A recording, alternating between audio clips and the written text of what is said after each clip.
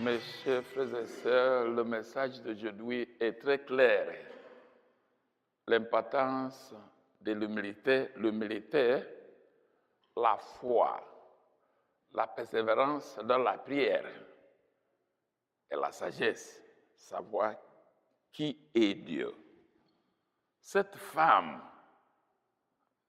elle n'est pas d'Israël.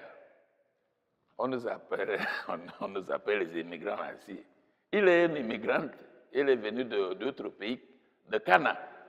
Elle n'est pas d'Israël. Mais elle a un problème, sa fille est en train de mourir. Elle savait que Jésus pouvait faire ça. La sagesse, l'intelligence. Elle connaît la puissance de Dieu. Je suis un étranger, mais elle va m'aider. Il est un grand prophète. Il est petit à Jésus. Demandez. Jésus, aie pitié de moi. Jésus ne lui dit rien. Ne lui dit rien. Toujours, il y aura toujours la tentation, l'obstacle. Quand vous voulez avoir quelque chose, si vous n'avez pas la patience, vous pouvez abandonner les choses. Jésus qui est plein de miséricorde. Tout le monde connaît la générosité de Jésus. Mais cette femme l'approchait de Jésus. Aie pitié de moi, ma fille est en train de mourir. Jésus passait, ne dit pas même un mot. S'il y a quelqu'un d'autre, il peut dire, c'est parce que je ne suis pas de son pays. Elle va rentrer. C'est fini. Elle a continué de crier. Elle n'a pas honte de demander Dieu. Voici mon problème. Tu ne devrais pas avoir honte des gens. Les gens vont dire, pourquoi cette fille elle est toujours à l'église? Pourquoi cette femme elle est toujours à l'église? Pourquoi cet homme est toujours à l'église? Il faut continuer d'aller. Faut pas dire, les gens vont dire, vive ta vie. La femme a continué de demander. Crier, Jésus, fils de David, aie pitié de moi. Jésus, aie pitié de moi. Aide-moi. Ma fille est en train de mourir. Aide-moi. Jésus ne lui dit rien. Jusqu'à les disciples s'approchèrent à Jésus. Ce n'est pas Jésus, n'était pas comme ça. Vous-même étiez étonné. Il dit à Jésus, s'il vous plaît, il faut faire quelque chose pour cette femme. Pour qu'elle parle, parce qu'il nous dérange tout le monde. Il est en train de faire du bruit. Il nous dérange. Jésus les a dit, écoutez bien, je ne suis pas envoyé pour prendre soin de n'importe qui. Je suis précisément envoyé pour préoccuper des femmes et des hommes égarés d'Israël. C'est ce qu'il a dit. Cette femme a bien écouté cette parole. Elle n'était pas découragée. Elle a fait quoi? Quand tu es humble, tu as déjà la clé d'entrée, l'humilité. Elle est partie des gens de Jésus et s'est prosternée sur la terre. Waouh! Jésus, fils de David, aide-moi. Maintenant, Jésus ouvre la bouche. Voici la tentation de la vie, l'obstacle de la vie.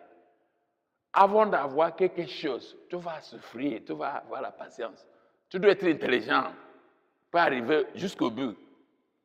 Maintenant, Jésus ouvre la bouche, lui dit, femme, ce n'est pas bon de prendre la nourriture des enfants pour donner aux petits chiens. Tu as entendu? La femme n'était pas. Quelle insulte, c'est terrible. De la bouche de Jésus même. Cette femme n'était pas fâchée. Si c'est quelqu'un d'autre, il va dire, ok. Il va dire, c'est fini. C'est fini là-bas. Il y a les gens qui gâtent leurs prières comme ça. Ils ont de souffrir des années. Le moment de réaliser son but, il ne peut plus se porter. Il y en a toujours des obstacles. Elle va abandonner tout. Cette femme, elle a réfléchi.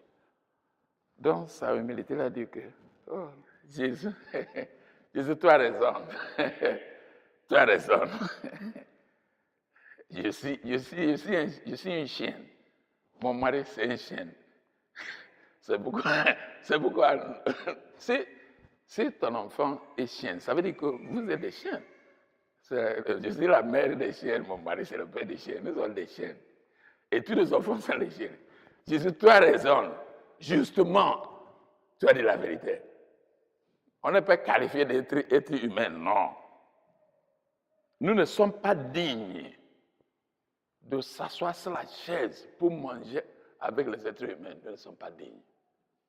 Nous sommes des chiens. Mais il y a une chose. Les petites miettes, les petits ne tombent pas à la terre. Les chiens peuvent quand même manger ça.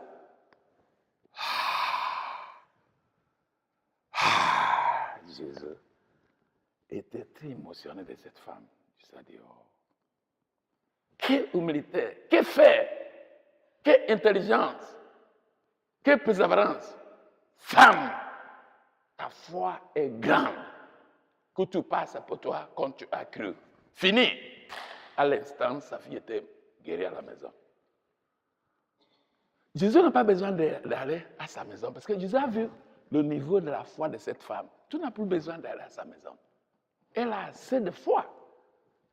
Si la femme disait, venez à ma maison pour guérir le bébé. Si tu lui dis c'est guéri, elle ne va pas croire. Ça ne va pas réaliser pour elle. Jésus a vu le niveau de ça. Tu n'as pas besoin d'aller. Que ça passe pour toi selon ta foi.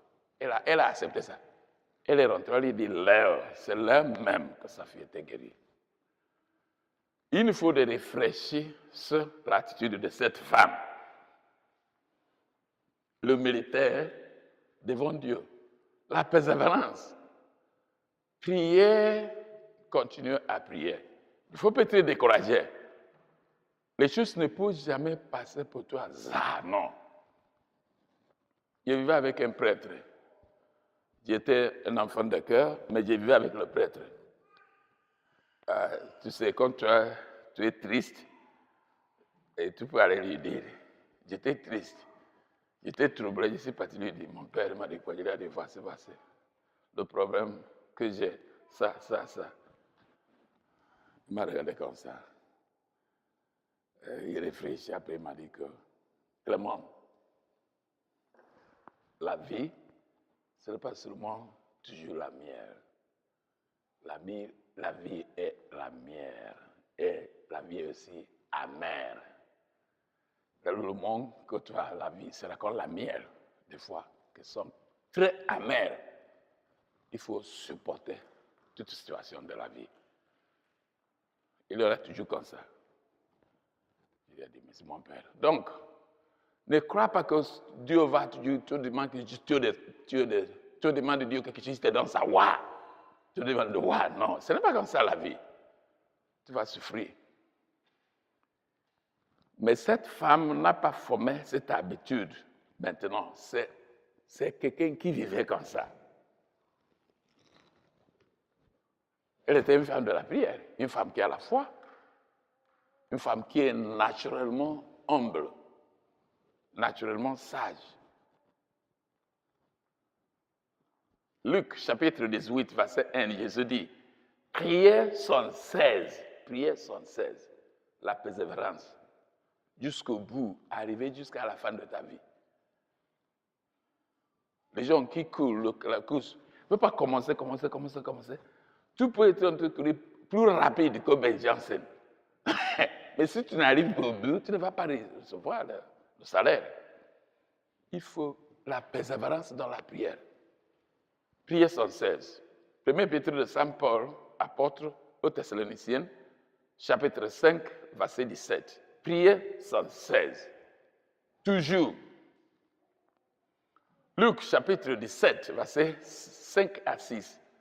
Les apôtres disent à Jésus, augmente en nous la foi. Seigneur, augmente en nous la foi. Parce qu'ils ont compris que sans la foi, on ne peut rien faire avec Dieu.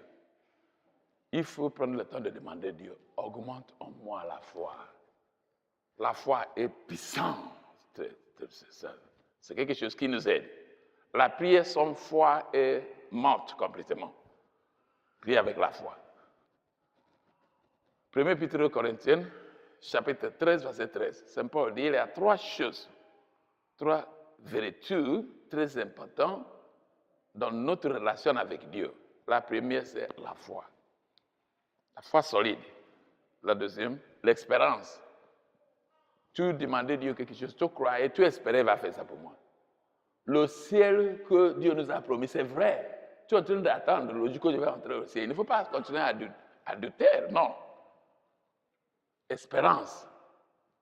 Je veux souffrir un peu dans la terre, mais un jour ça va finir. Vous continuez à travailler, prier avec la foi. Le troisième, c'est l'amour. Maintenant, aimer Dieu, aimer toi-même. Lutter, ce n'est pas facile d'aimer tout le monde tout le monde. C'est l'amour divin et universel.